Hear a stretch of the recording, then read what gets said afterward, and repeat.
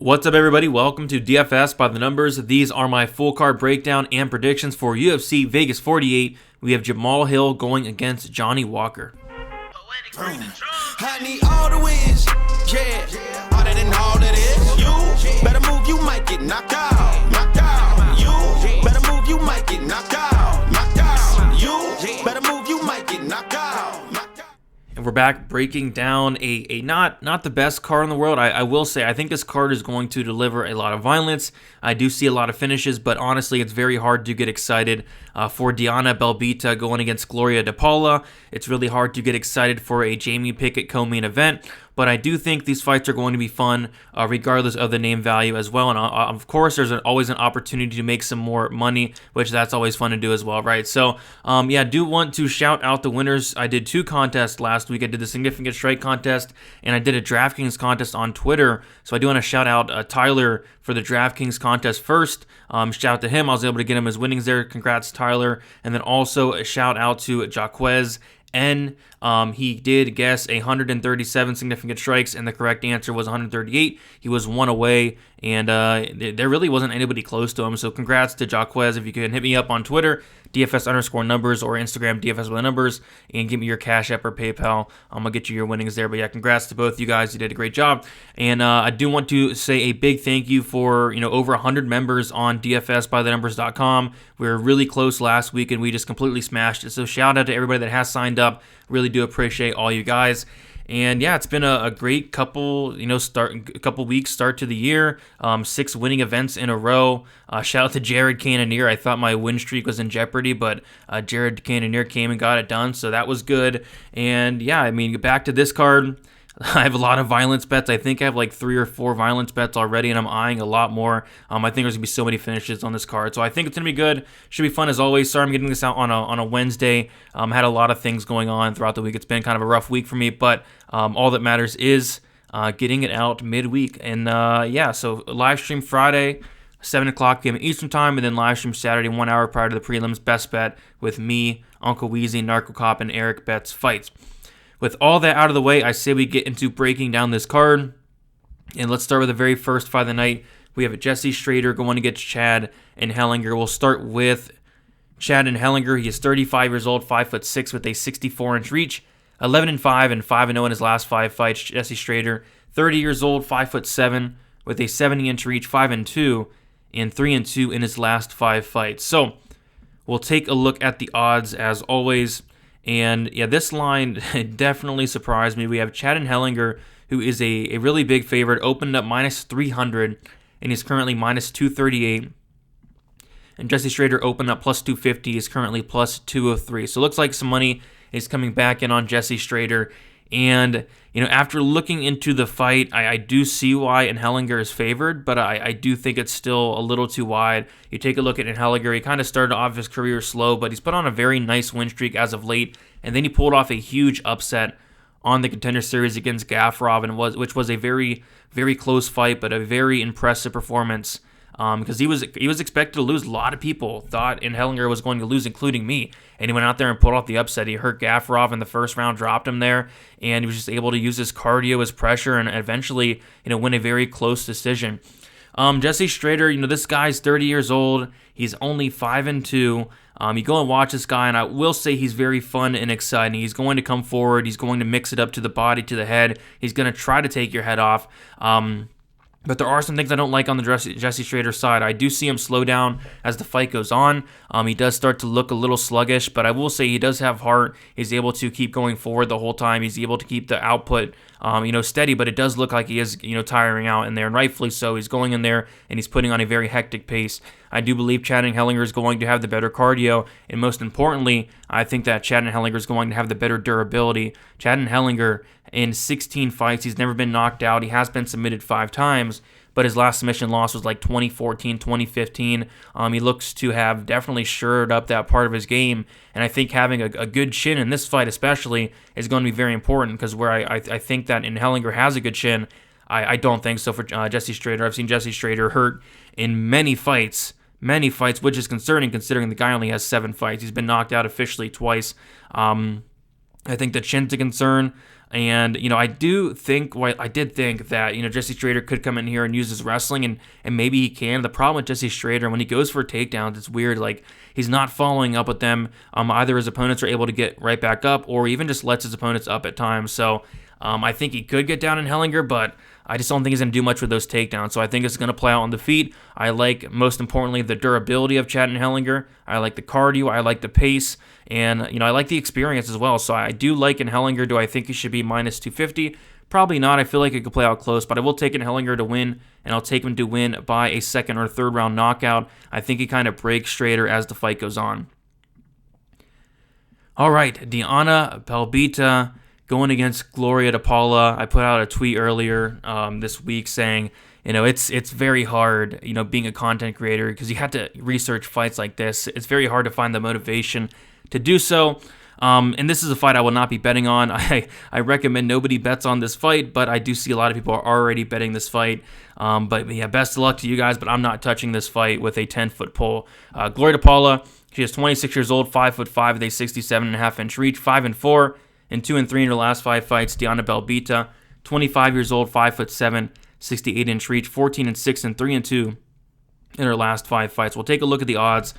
Diana Belbita, she did open up a minus 260 favorite, and she's now minus 130. And Gloria Paula opened up plus 220, and she is currently plus 210. So yeah, not a big fan really of either of these fighters, but if you take a look at Diana Belbita, she made her debut against Molly McCann. Molly McCann was able to take her down 5 times, control her a lot in that fight. The striking was definitely competitive, but those takedowns were the difference for Molly McCann. Against Luana Jojua, she figured to have the striking advantage, and then what did she do? She took down Luana Jojua, who, as we know, Luana Jojua's path to victory is an armbar from guard, and she takes her down to the first round, gets submitted, showed horrible fight IQ, and then she does look, a lot better in the Hannah Goldie fight. She throws a ton of volume. She hurts Goldie at one point as well, and I did kind of like what I saw in that performance for Belbita. Gloria Paula, she is not the best fighter. She did make her debut against Jinh Fry. I actually really liked her in that fight. I thought she'd be able to keep it on the feet and, outpoint Jinh Fry, and she did have success on the feet. It's just Jinh Fry took her down twice, and this was very concerning to me. Not only did Jinh Fry take her down twice, but Jinh Fry, who's a very small fighter for the division, a fighter that probably should be an atomweight. Jinh Fry controlled Gloria Paula for 9 minutes and 33 seconds, and it's not the end of the world. It's just I really did not like what I saw in terms of Gloria Paula, trying to work her way back up. She was kind of content to just stay on her back and lose the fight. So, more bad fight IQ there. And then against Cheyenne Bays, she gets head kick knocked out. I want nothing to do with this fight. I hate this fight. I'll say it. I'm allowed to. I hate this fight. I'm not going to bet it. If I had to make a pick, because I have to, if I had to make a pick, I'm going to go with Belbita. I'm going to take Belbita because I do think she's going to throw more volume. And Belbita has shot 2 takedowns in the UFC. I think, if she took down DePaula, I think DePaula would just kind of land her back. She has no... she doesn't try to get up. So yeah, give me Belbita on the feet, more volume. I think DePaula probably is the better striker, but I think Belbita could potentially take her down and just lay on her. I really have no clue what's going to happen in this fight, but give me Belbita to win, and give me Belbita to win by decision. All right. Another fight where, some of these fights on this card, it's tough because there's a lot of question marks. There's a lot of red flags, and this is probably one of the fights that has the biggest red flag on the slate, and we'll talk about it. Chaz Kelly, he's 36 years old, 5'11", 73.5-inch reach, 18-3, and 3-2 in his last 5 fights. Mark Striegl, 33 years old, 5'8", 70-inch reach, 18-3, and 4-1 in his last 5 fights. We'll take a look at the odds. And Chaz Kelly opened up as a minus 220 favorite. He's currently minus 200. And Mark Striegl opened up plus 185. He's currently plus 170. So, yeah, the big red flag, well, there's a couple ones. So the first red flag in this fight is Chaz Kelly is 36 years old. He's a 36-year-old featherweight. The second red flag in this fight is going to be the fact that Chaz Kelly's retiring. This is going to be his retirement fight. I do not like hearing that. A couple of recent examples. Mary Renault, retirement fight, she looked awful. Roxy Modafferi, retirement fight, she looked awful. Who else? Stefan Struve, I believe he retired a couple times. He looked awful in both. Just multiple examples of fighters going out there saying this is the last fight and then kind of crapping the bed. So that's terrifying as well. And then the third red flag on top of that, Chaz Skelly has not fought in 2 years and 4 months. 2 years and 4 months. So not only is he a 36-year-old featherweight, not only is he retiring, but on top of that, the dude hasn't fought in almost 2.5 years. So I don't know how anybody could lay minus 200 on Chaz Skelly. With that said, if we get the version of Chaz Skelly that we know and love, that we've seen, back against Jordan Griffin, back against those guys back then, if we get a solid version of Chaz Skelly, I think he beats Mark Striegl pretty handily. Honestly, it's just those question marks that are really scaring me. Mark Striegl, he's going to want to get the fight down to the mat. That's what he does in all his fights. He's not a good striker. He's a solid wrestler. The grappling, I did not like what I saw. I think Chaz Skelly probably can submit this guy unless, he's completely washed. Ring rust. He has not fought in 2.5 years. Like, that scares the crap out of me. But I think if we get, somewhat of the best version of Chaz Skelly, even like half the version, I think he beats Mark Striegl. So I got to go with Mark Striegl, but my goodness, so many red flags. So I cannot touch this fight. If anything, I might look at a Chaz Skelly finish prop. Mark Striegl has been finished, I believe, in all 3 of his losses. Yeah, Mark Striegl, he's been finished in all 3 of his losses, 2 by submission. And I feel like Chaz Skelly submits him here. So I'll go Chaz Skelly by submission. Hopefully, going out with the win in his retirement fight, but just way too many red flags for me to be confident in this pick. But give me Chaz Skelly by late round submission. All right. Jessica Rose Clark going against Stephanie Egger. We have Jessica Rose Clark, who is 34 years old, 5'5", with a 67-inch reach, 11-6 and 3-2 in her last 5 fights. Stephanie Egger, 33 years old, 5'6", with a 68-inch reach, 6-2 and 3-2 in her last 5 fights. We'll take a look at the odds, and we see that Jessica Rose Clark opened up minus 235. She's now minus 175. Egger opened up plus 200. She's now plus 150. So it looks like some money is coming in on the Stephanie Egger side. Another fight I don't really want a lot to do with, but I have been really impressed with Jessica Rose Clark, and in terms of her game plans in her fights, in terms of her fight IQ, like, she's going out there and she's fighting very smart. She completely dominated somebody in Sarah Alpar who's not UFC caliber, but she went out there, she dominated her, eventually finished her late in that fight. Against Jocelyn Edwards, this was an interesting fight because Jocelyn Edwards on the feet, she's actually really good. What Jessica Rose Clark did was she made it kind of a boring fight. She took down Jocelyn Edwards 5 times and controlled her for 11 minutes and 40 seconds. I loved seeing that. I did not have a bet on Jessica Rose Clark, but I love seeing when fighters, see the blueprint and they fight to that blueprint. They fight to that game plan. They show good fight IQ, and that's what Jessica Rose Clark has been doing as of late. So I got to give her props for that. Stephanie Egger, she does make her UFC debut against Tracy Cortez. Definitely a tough debut, but Cortez is able to take her down 3 times and control her for about 10 minutes of that fight. This is a fight where on the feet, I think it's Jessica Rose Clark probably by a decent margin. Not a big fan of the striking of Stephanie Egger. She is long, she is rangy, but I really do think Rose Clark can have the striking advantage here and by a significant margin. And then on top of that, it wouldn't completely shock me if Jessica Rose Clark was able to implement takedowns, get some control time. She showed she was able to do that against Jocelyn Edwards. And, I think Egger is better in terms of the ground game than Jocelyn Edwards for sure, 100%, but I feel like Jessica Rose Clark could mix in takedowns here or there.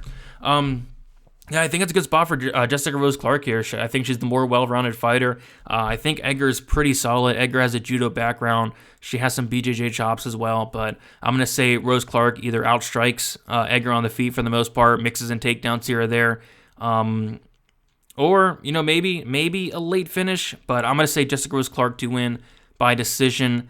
I just don't see many paths to victory for Egger. Maybe Egger can take down Rose Clark. I just don't see her holding her down. So I'm going to go with Jessica Rose Clark to win. I'm going to take her to win by a decision.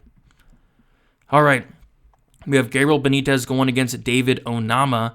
This should be a very, very fun one. I'm looking forward to this. We have David Onama, 27 years old, 5'11", with a 74-inch reach, 8-1 and 4-1 in his last 5 fights. Gabriel Benitez, 33 years old, 5'8", 71-inch reach, 22-9 and 2-3 in his last 5 fights. So take a look at the odds here. Onama opened up as a plus 105 dog. He's now minus 142. Benitez opened up minus 125. He's now plus 122. So I guess the big narrative in this fight is David Onama looked really good in his loss against Mason Jones, and he did in a way. But, one thing, I forget who said, I want to say it was Z from Z's MMA, always said this, back in the day. He would be like, don't overrate a fighter in a loss, because, it'll definitely come back to bite you sometimes. And I think, that's what we could be doing here, overrating David Onama in a loss, because yes, he looked a lot better than everybody expected. I thought Mason Jones was going to go out there and finish this guy, but we got to ask ourselves, like, how good is Mason Jones? Mason Jones is somebody that has a 46% striking defense. Mason Jones is pretty much a walking punching bag. He's tough. He's very tough, and he can do that. He has the chin to do so, but everything Onama was throwing is landing because Mason Jones has no striking defense. When you take a look at Gabriel Benitez is somebody that has one of the best striking defenses in the division at 65%. This is not Mason Jones. So I do think we are 100% overrating Onama's performance. Yes, he looked better than we thought, but still he got control for 10 minutes of that fight. Luckily, in this fight, he is facing Gabriel Benitez, who has only attempted 2 takedowns in the UFC. He's only gotten one of them. So Onama is going to get the fight that he wants, and that fight's going to be standing. And I think, if anything, Onama can mix in takedowns here. I think, it could get interesting on the feet. Like, I really like what I see from Onama. On top of that, he's going to have a reach advantage, and he's going to have a height advantage as well, both of 3 inches. I think that's huge. On top of that, Onama's 27 years old. He's 6 years younger. I think that's big. And I think that Benitez might be declining a little bit. I mean, I've not liked what I've seen for this guy, especially in his last fight against Billy Quarantillo. And that was Billy Quarantillo, but it was kind of the way he lost. Billy Quarantillo is a guy that kind of usually, grows into the fight a little bit. He gets beat up a little bit, comes back late, gets a finish late. But, it's kind of Billy Q from start to finish in that fight. I did not like that. Onama, I do think he's getting a little bit overrated in this spot, but I still like him to win. I go back and watch some of his fights outside of the UFC. This guy's very dangerous. Pretty much everywhere the fight goes, I've seen him get a couple submission wins as well, and I like the volume of Onama. But Benitez is not like some bum. I mean, Benitez is really good. Again, that 65% striking defense, very hard leg kicks, very hard body kicks. It would not shock me if Benitez did pull off the upset here, but I do like the much younger David Onama, the bigger David Onama. I think this guy has a nice ceiling. I just think we might be overrating his ceiling a little bit too much because he did look better than we thought against Mason Jones. And I think that's why everybody's betting Onama this week. But it looks like some more money's coming back in as of late on Benitez. So we'll see where that line does go, but I think it probably should be closer to a pick'em. I do slightly favor Onama to win, but I'm not too confident in it. I do want to see more out of this guy before we go forward. Before I bet him, especially in a spot like this against a veteran of the sport in Gabriel Benitez. But I will take Onama to win, and I'm going to take Onama to win by knockout. I think he comes forward. I think he knocks Benitez out at some point. Benitez does not really do well with pressure, and Benitez has also been finished 3 times by knockout. But this is not, one of my more confident picks at all. I'm not too confident on Onama, but I will pick him to win. I'll pick him to win, I will say, by second or third round knock, and I do think it'll be later in the fight. I do not like what I see in terms of the cardio from Benitez. He does slow down, and as we saw in Onama's short notice debut against Mason Jones, in a hectic paced fight, Onama does not slow down, and that's another reason why I do like Onama, and I think we can expect some good things from him in the future, but I do think he passes this one with a late knockout there. Moving on. Mario Bautista going against Jay Perrin. We have Mario Bautista, who is, if I can pull up my notes here. Here he is, Mario Bautista, 20 years old, 5'9", with a 69-inch reach, 8-2 and 3-2 in his last 5 fights. Jay Perrin, he is 28 years old, 5'9", 69-inch reach, 10-4 and 4-1 in his last 5 fights. We'll take a look at the odds. We finally got odds out, and Bautista is minus 270. Perrin is plus 230. I kind of expected around that minus 300 range for Bautista. Yeah, I think it's a solid spot for Bautista. I watched a decent amount of Perrin. This guy is, pretty much how to describe him as just a grinder. He's going to come forward. He's going to look for takedowns. He's going to try to get it down to the mat, and he's going to just rinse and repeat. He's going to grind on you, and I think that style, implementing that style on short notice is going to be a very tough ask, especially against a very good UFC caliber fighter in Mario Bautista.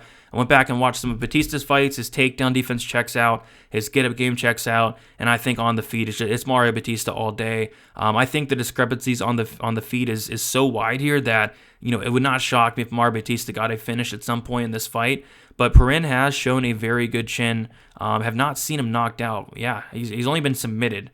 So I'm going to say that Bautista does get him out of there at some point, give him his first knockout loss, but I think Perrin, at least early, could have some success. Again, he's going to go for takedowns, a lot of them. He's going to try to grapple. I just think that game plan that he's going to implement on short notice against a guy like Bautista is going to be way too hard. So give me Bautista to win. I think he's going to win by like a third-round knockout. All right, Jonathan Pearce going against Christian Rodriguez. Jonathan Pearce, he is 29 years old, 6 foot with a 71.5-inch reach, 11-4. 4-1 in his last 5 fights. Christian Rodriguez, 24 years old, 5'7", with a 71.5-inch reach, 7-0, and obviously 5-0 in his last 5 fights. We'll take a look at the odds, and Pearce is the biggest favorite on the card, opening up minus 200. He is now minus 330. Rodriguez opened up plus 170. He's now plus 270. This is one of those spots where, you take a look at Rodriguez. This guy is really good. I really, really like what I see from Rodriguez. I'm glad this guy's in the UFC. He deserves to be in the UFC. This guy's striking is legit. His Contender Series fight was very entertaining. His opponent in that fight showed a very good chin because Rodriguez hit him hard and hit him a lot. It was Reyes Cortez, which is Tracy Cortez's brother there. He looked good in that fight. And there was, I forget, all the people, I think Paul Felder was one of them. A couple other guys were, singing praises for Christian Rodriguez, and rightfully so. This guy looked really good. He definitely impressed me in his Contender Series fight, but he did not get a contract due to missing weight. And this is a fight where I like Christian Rodriguez. I'm very high on Christian Rodriguez. The only problem is I'm extremely high on Jonathan Pearce, and Christian Rodriguez is going to be coming up a weight class, and that's going to be a problem. He's going to be coming in on short notice, and that's going to be a big problem. You do not want to come in on short notice against a guy like Jonathan Pearce. Jonathan Pearce is a guy that's going to break you. He's going to set a crazy pace with his wrestling, with his strikes, and he's going to break you, and he's going to get you out of there. I will say, at range, Christian Rodriguez is going to have some serious opportunities to potentially knock out the biggest favorite on the card, the biggest favorite on the card, in Jonathan Pearce. Jonathan Pearce, one thing I don't like about him is he's very hittable, a 46% striking defense. He kind of blocks punches with his face. He shows his toughness, though, doing so. Christian Rodriguez could be live for a knockout. It's just, I think as the fight goes on, Pearce is going to implement a wrestling heavy game plan. What's big here is Pearce is going to be much bigger, and that's huge. In a fight where he's going to be going for takedowns nonstop, he's going to be mixing them in, he's going to be putting on a crazy pace with those takedowns. I think that's a recipe for disaster against Christian Rodriguez, who is 5 inches smaller, coming up a weight class, short notice. I think that Rodriguez could have success early, but I think as the fight goes on, I think Pearce breaks this guy like he's going to be breaking most opponents, like he has broke, guys like Morales, like he has broke guys like Kai Kamaka. I think he breaks Christian Rodriguez here as well and gets a second or third round finish. But, Christian Rodriguez, this guy's no bum. I'm really excited to see this guy in the UFC, but short notice, up a weight class against Jonathan Pearce is the worst case scenario. So I got to go Pearce here. I get why he's such a big favorite, but I'm very high on both these guys. But give me Pearce to win by a third round knockout. All right. Joaquin Buckley going against Abdul Razak Alhassan. This should be a very fun one for as long as it lasts. We have Joaquin Buckley, 27 years old, 5'10" with a 76-inch reach, 13-4, and 3-2 in his last 5 fights. Abdul Razak Alhassan, 36 years old, 5'10", 73-inch reach, 11-4, and 2-3 in his last 5 fights. So taking a look at the odds here, we see that Buckley opened at minus 150, is now minus 164. Razak Alhassan opened up plus 130. He is now plus 144. And this is a very tough fight to break down, kind of like the Tai Tuivasa Derek Lewis fight last week, where I'm like, somebody's getting finished. I literally don't know who it is. It just so happened that, Tai Tuivasa was able to land that hard elbow and put down Derek Lewis. Same thing here. It's hard to be confident either side. Joaquin Buckley, probably the more well-rounded fighter. He does go for takedowns. I think he's gotten like 1 or 2 in the UFC. He's gotten a couple of them outside of the UFC. It's just he has a 16% takedown accuracy in the UFC thus far, and when he's taking guys down, he's not really able to hold them down. And I think we might be seeing this line movement because people might expect Buckley to wrestle, and I don't really see that happening. Buckley's not going to go out there and implement a Jacob Malkoun game plan because Buckley is nowhere near a Jacob Malkoun in terms of the cardio, the wrestling, any of that. He's nothing like Jacob Malkoun. And again, he's only gotten one or 2 takedowns. One was against Impa? Yeah, one was against Impa, and the other one was against Antonio Hoya, who has the worst takedown defense in the UFC. Well, he did. I think Hoya's cut by now. So I don't expect Buckley to wrestle here, and if he does, I don't see him being that successful. So I kind of think they're just going to stand and bang.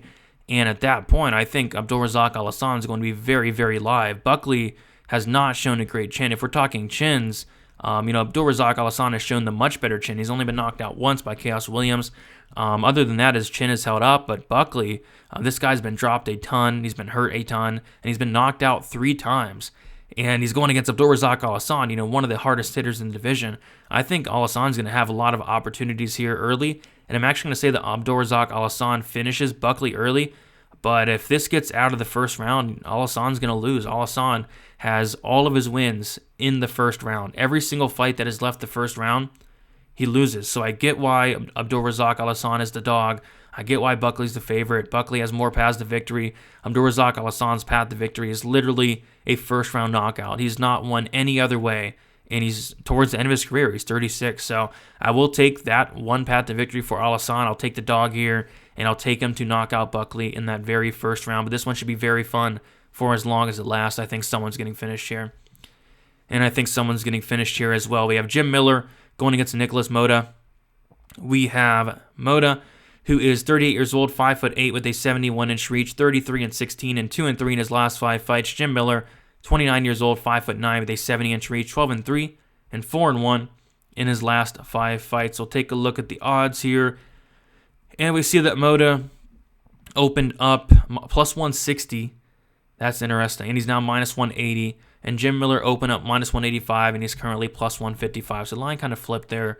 Definitely a mispriced line because I do think Motta should be the favorite. Not this big of a favorite, but a favorite nonetheless, and we'll talk about why. I mean, Nikolas Motta, this guy hits like an absolute truck. I've seen him, put out guys cold. This guy hits very, very hard. Jim Miller, he is getting up there in age. He is 38 years old. 38 years old is definitely getting up there for lightweight. 38. And Nikolas Motta, he is 29. So he's going to be like 9 years younger. I think that's huge as well. But yeah, Jim Miller, you take a look at him and his last couple fights and like the last couple years, when Jim Miller is winning, it's usually in that first round, which last fight was weird because he finished Eric Gonzalez in the second round, but it was 14 seconds in. But prior to that, he finished Roosevelt Roberts in the first round by armbar. He finished Clay Guida in the first round by guillotine. He finished Jason Gonzalez in the first round by rear naked choke. Alex White in the first round by rear naked choke. His last decision win was back in 2016 against Thiago Alves. So Jim Miller, as of late, it's either he's winning really early on or he's losing. And I think that, Motta, you go back and watch some of his fights from like years ago, like 6-7 years ago. Yes, he's getting taken down. He's getting controlled. But as of late, from what I've seen, his takedown defense does look very good. His get-up game does look very good. And I think all he really has to do is last in that second round. Jim Miller's gas tank is not good. And again, I think once he touches the chin of Jim Miller, I think Jim Miller is going out. Is Jim Miller live to win in the first round? Absolutely. But I do think that Motta does put him out at some point in this fight. Give me Nikolas Motta. This guy hits like a truck. Jim Miller is 38. Give me Nikolas Motta to get it done by knockout. I'm going to say second round. All right, Parker Porter going against Alain Baudot.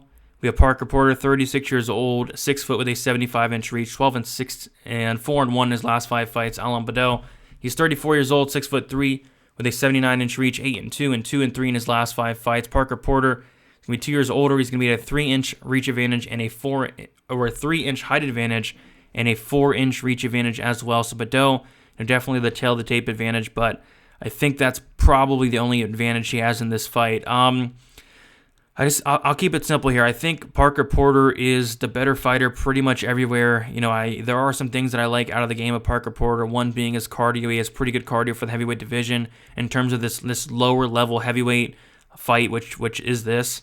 Baudot's probably one of the worst, if not the worst, fighter in the heavyweight division at the moment. Off the top of my head, I can't think of a worse heavyweight. I think Chase Sherman just got cut, so it can't be him. So it's got to be Alain Baudot here. And Porter is going to have the better ground game. Alain Baudot's takedown defense is questionable, but his ground game is even more questionable. He's been submitted before. He's been knocked out before. He's been finished in all of his losses. I think it's a solid spot for Parker Porter here. Would I lay minus 260 on him? No, I would not.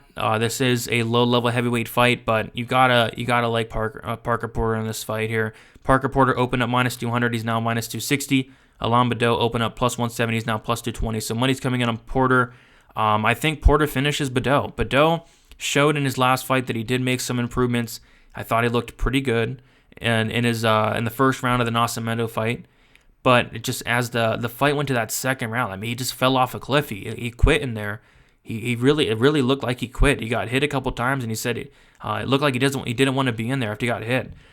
Porter's going to be pressuring him the whole time. He's going to be throwing a lot of volume. I don't think Baudot's going to be able to keep up. I think Baudot's one path to victory is going to be knocking out Parker Porter. And you take a look at Baudot and his record, he just has not beat anyone notable at all, at all. So yeah, you got to go Parker Porter here. I will say both guys have been finished inside the distance in all of their losses. Parker Porter's been finished in 5 out of 5 losses, and Alain Baudot's been finished out of 2 out of 2 officially. But I also saw him get submitted in his DQ win against Todd Stout, which is very weird. But yeah, I think Porter wins here. I think Porter wins inside the distance in that second round. I think Baudot might have some success early. I think he might even hurt Porter early. I just think as the fight goes on, Baudot's not going to be able to keep up with Porter's pace here. So give me Parker Porter to win. Give me Parker Porter to win by second or third round knockout. All right, the co-main event. Kyle Daukaus going against Jamie Pickett. We have Kyle Daukaus, 28 years old, 6'3" with a 76-inch reach, 10-2 and 3-2 in his last 5 fights. Jamie Pickett, 33 years old, 6'2" with an 80-inch reach, 13-6 and 3-2 in his last 5 fights. Take a look at the odds. We see that Kyle Daukaus opened up minus 250, went all the way to minus 200. He's now back down to minus 260. Jamie Pickett opened up plus 210, currently plus 220. And yeah, Jamie Pickett, co-main event slot. His last 2 performances have been wins, but some very sloppy, greasy, grimy wins. Joseph Holmes was a guy that I did not feel like was ready for the UFC. Joseph Holmes was actually the favorite and a pretty sizable one in that fight as well. I did pick Pickett in that fight. I did not bet him, but Pickett was able to use his experience, get the fight into later rounds. We saw that Joseph Holmes really fell off a cliff after that first round, but Holmes was actually looking really good in that first round. I believe he outlanded Pickett 24-10. That's not good. Pickett's output is a serious concern. He just doesn't do anything. So we're going to have one guy in Pickett who just doesn't do anything. He's won fights by, just doing enough. He's barely doing enough. Against Laurent Staropoli, he's barely doing enough. He's not throwing much. He's kind of grinding Staropoli against the cage for a lot of that fight. And he's even getting grinded against the cage in his own right. Staropoli was able to hold him against the cage for a lot as well. And Staropoli is, a weight class below. So that wasn't good. And then Joseph Holmes, again, he was able to make it a very grimy, greasy decision. So he's just barely getting by some of these guys. And now he's facing Kyle Daukaus, who, he's had some hiccups in his UFC career thus far. Lost to Phil Haas, who a lot of people crap on, but Phil Haas is good. State champion wrestler, tons of power, very strong. He's good. That's a tough matchup for Daukaus. And then Brendan Allen in a very, very close fight that I believe he took on short notice as well. And that fight was close. First round went to Brendan Allen. He hurt Kyle Daukaus. Second round, I did score for Brendan Allen, but Kyle Daukaus did do well late in that second round. And then the third round was all Kyle Daukaus. So I think I'll put it like this. The striking goes to Kyle Daukaus. Kyle Daukaus on the feet, I've seen him have success against guys like even Kevin Holland for a little bit. He had success there on the feet. Brendan Allen, he had success on the feet against him. And then Jamie Pickett just doesn't throw anything. And then once it gets to the mat, it's night and day. I mean, it's not even comparable. Kyle Daukaus, a legit black belt in BJJ.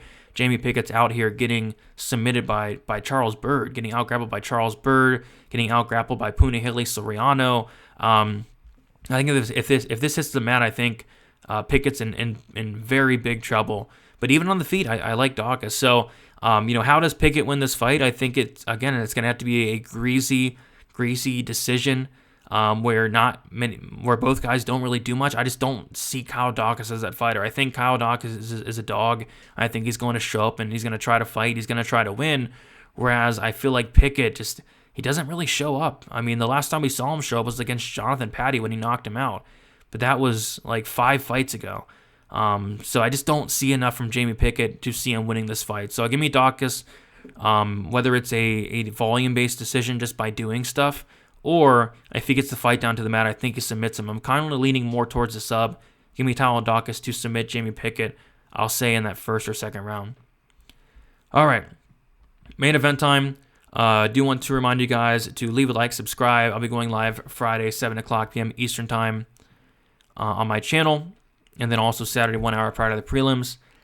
We have a Johnny Walker, Jamahal Hill. Should be a fun main event for as long as it lasts. We have Jamahal Hill, 30 years old, 6'4", with a 79-inch reach, 9-1, and 4-1 in his last 5 fights. Johnny Walker, 29 years old, 6'6", 82-inch reach, 18-6, and 2-3 in his last 5 fights. So, Jamahal Hill opened up minus 200. He's currently minus 240. Johnny Walker opened up plus 170. He's currently plus 205.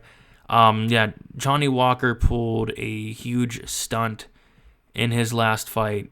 Main event against Thiago Santos. He went out there and he literally landed 48 strikes in a 5-round fight. 48 strikes in a 5-round fight. This guy Walker landed 9 strikes in the first, 10 in the second, 10 in the third, 11 in the fourth, and he also landed 8 in the fifth, lost a close decision where neither guy did anything. That's not going to slide against Jamahal Hill, who has some of the best output in the division. Jamahal Hill averaging 7.45 significant strikes per minute. This guy's throwing about 16 significant strikes per minute. So I think that the output is in Hill's favor. The striking defense, although Hill's striking defense is not great, Walker's is horrendous. 40% striking defense for Walker. That's a problem, especially considering I think this guy's chin is a concern as well. We've seen him get hurt a lot. We've seen him get knocked out. And Jamahal Hill, we know how hard he can hit. Going out there and knocking out Jim Crute is not an easy thing to do. I think Jimmy Crute's a lot tougher than Johnny Walker. When I talk about Hill fights, typically, I do bring up the takedown defense. I think there's some question marks with it that I'd like to see answered. I would have liked to see him get answered against Jimmy Crute, but luckily he's going against Johnny Walker, who's only landed 1 takedown, only attempted 1 takedown even in the UFC. So I see this playing outstanding. You got to go Hill here. You got to go Hill for a lot of reasons. The volume, the durability, the striking defense, the cardio. Output's huge here. I think output's huge. Johnny Walker's path to victory is, first of all, not doing what he did in his last fight against Thiago Santos. If he does that here, he's going to get destroyed. I mean, it's not going to be close. Johnny Walker's path to victory is to come out there and fight like a complete idiot. And what I mean by that is just to be wild. That's what makes Johnny Walker, going out there, finishing Justin Ledet with a spinning back fist in 15 seconds, going out there and, getting Khalil Roundtree out of there in 1 minute and 57 seconds, going out there and finishing Misha Serkinov with a flying knee in 36 seconds, and going out there and finishing Ryan Spann in one of the craziest fights that I've seen. that is how he's going to win this fight. He's got to be crazy. If he goes in there and if he tries to be technical with Jamahal Hill, it's not going to be competitive at all. So if I'm Johnny Walker, I'm going back to my old ways and I'm trying to go out there and knock this guy out. If he tries to stay back like he did against Santos, it's not going to be close. So, I'm curious to see which Johnny Walker shows up. Is it going to be the crazy, exciting Johnny Walker that we've seen in the Serkinov Ledet fight? The Corey Anderson fight was fun as well, Khalil Roundtree. Or are we going to get a more, hesitant Johnny Walker like we saw in the Santos fight? Is he going to be scared of, Jamahal Hill's power? If he does that, then I think Jamahal Hill can really win either way. Like, if he comes out there and he's wild, I feel like Jamahal Hill can still win that fight. I just feel like that is Johnny Walker's best path to victory, is being wild. But I get why Hill's the favorite. Am I going to be betting him at minus 260? No, I'm not, because Walker is so dangerous. But I do get why Hill is the favorite in a pretty sizable one as well. I think it's a good spot for him. I like a lot of his game, and I think it's a good matchup. So give me Jamahal Hill to win. I'll take him to win by second round knockout. I do see this finishing very, very early as well. All right, guys, that is about it. Make sure you leave a like, subscribe as well. Also, be sure to check into my live stream, which is going to be Friday, 7 o'clock p.m. Eastern Time after the weigh-ins. Also going live Saturday, 1 hour prior to the prelims start. I think as of now, the prelims do start at 4 o'clock p.m. Eastern Time. So I will be going live at 3 o'clock p.m. Eastern Time with the guys. If you do want to check out DFS by the numbers, feel free to do so. The most popular option is the MMA betting. With that, you get access to my UFC stats model. First notice on all my bets. I want to say I have like 5 or 6 out for this card already. Looking at a couple more. My betting article, which will be out on Friday. My full card breakdown and best bet article, which is going to be out late Wednesday night, early Thursday morning, afternoon. Hail Mary Parlay, access to Discord, betting breakdown video, which should be out Thursday as well. Just a lot more content. If you do want to support me more, that is a good way to do so. Very sketchy card. I'd recommend keeping it, somewhat light. I only have one straight bet this week. The rest are violence props. I think there's going to be a lot of violence. I think there's going to be a ton of finishes, and hopefully cash a lot of those and keep the winning streak going here. So that's been it, guys. Good luck. Sorry I got this out later. Had a lot of stuff going on. But yeah, all that matters is it's out now and ready to make some money. That's about it, guys, and see you later.